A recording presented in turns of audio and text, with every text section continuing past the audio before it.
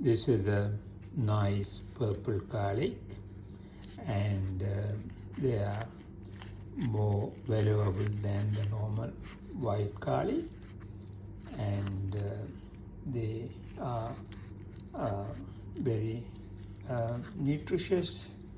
In general, the garlic is good for the diabetic health and the heart health and the general well-being. And one other way of eating the garlic is to microwave them. So we microwave the raw garlic bulb into microwave for 30 seconds initially, then another 30 seconds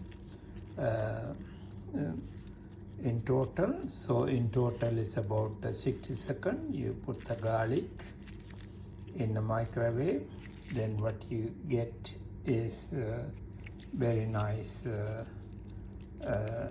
break up garlic. You can see that how the garlic is nicely cooked and nicely baked in the microwave. You can just peel it out, and you can just eat like that, and they are very tasty, very nutritious. Thank you very much for watching this microwave garlic. I appreciate your subscription to our YouTube channel.